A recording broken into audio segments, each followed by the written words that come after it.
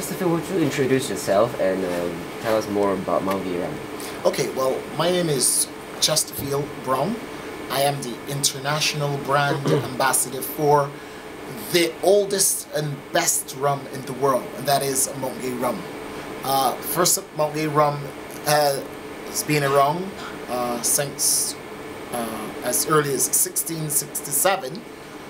However, the only surviving evidence which we have that we can claim legally is dates us back to the 20th of February 1703. So you'll find on our bottles 1703, still making us the oldest rum in the world. Hence our tagline, the rum that invented rum. Okay.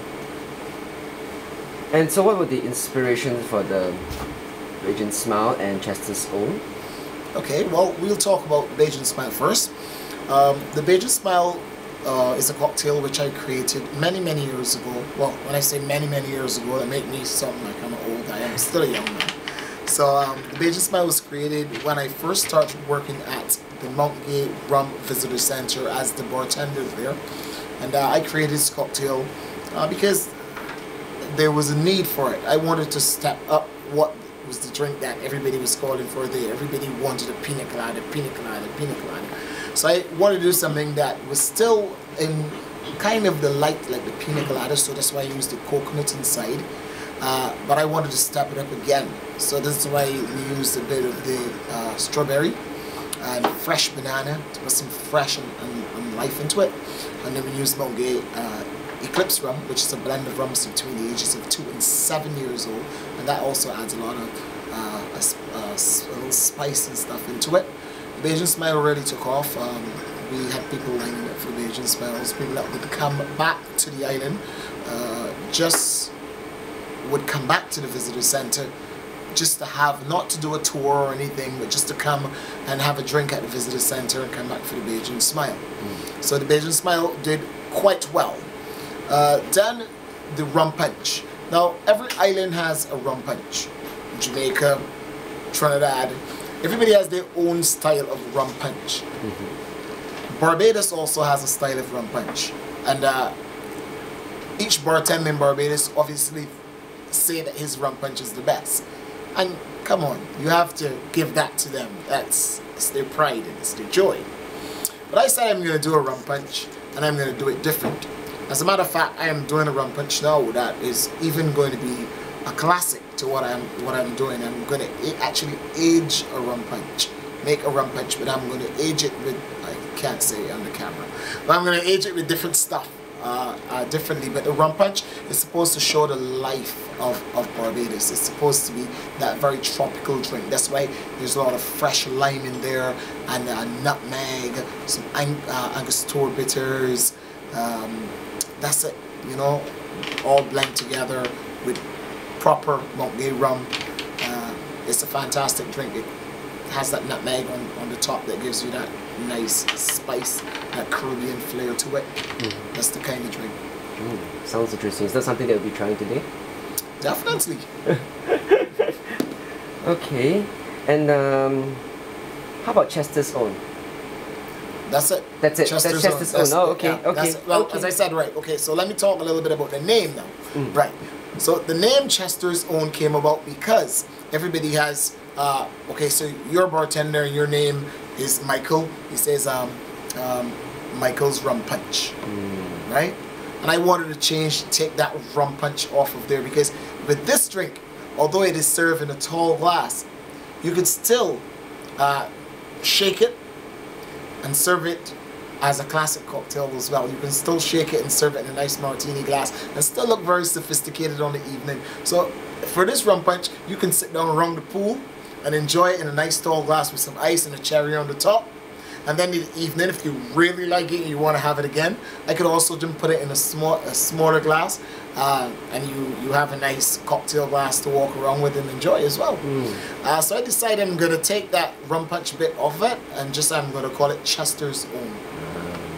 It's your own brand because it's created by you. Yes. Okay. We actually have all people at the visitor center, or guests, which would come to the visit center, and they always wanted to take this rum punch back home. They were like, okay, we stayed at these hotels, we've had a rum punch, we've not had a rum punch tasting like this one before, we need to take this rum punch back home with us. So what I started doing was getting an empty rum bottle and just filling it with rum punch for them, until we decided, you know what, this looks crappy and cheap, so we're gonna do it properly, and we placed it in the bottles. Okay. So how is the response for that? Oh, can't keep it on the shelf. Oh. Okay. So what do you think is the cocktail trend for 2011? You think it's going to be more classic or more even avant-garde? You know, I think it will be a bit of both. I'll tell you why. Because bartenders and mixologists are using a lot of different stuff right now. Basil, thyme, parsley. They're getting real creative. Coriander. They're using all kinds of herbs. They're actually infusing the spirits. So you can have a rose white rum. You can have a cucumber flavored white rum, because this bartender have decided in his mind that he's going to create a cocktail and he want to have that nice freshness of a cucumber without adding the cucumber. So he's going to infuse it into the white rum. So when he makes his cocktail, you have that nice fresh cucumber note coming through, but still he didn't have to muddle the cucumber and stuff.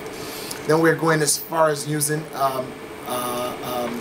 berries. We're using flowers. So you got a hibiscus flavored spirit that you can add to your cocktail, a rose flavored spirit, and when you're making your cocktails, and they really bring out flavor into your cocktails. So in that light, I think that this is where it is going to be going. But still, you're still having the bartender now, or the mixologist, who decides that he wants to just have this classic cocktail. So therefore, he's making the classic style of the cocktail. The cocktail is really, really evolving and coming right back. People are now going to the bar on evenings wanting to have a cocktail. You're finding young executives, they're leaving work, and beautiful young ladies standing at the bar, and again, wanted to be seen with that glass of cocktail in their hand. You're finding young men who are going out and calling for the Manhattans again, who's gonna have a martini, who, you know, they're not having give me a rum and coke. That's those days are kind of slowing up and moving away, and people are now going more into cocktails. So I'm seeing it from both lights. Okay.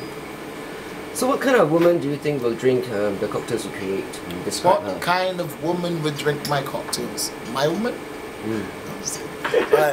My kind of cocktails, well, that's the thing. I create, again, different style of cocktails.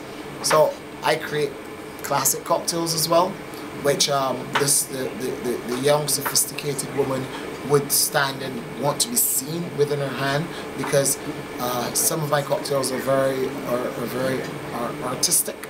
So it is pretty, and that sophisticated woman will want to be seen with that sophisticated look in her hand.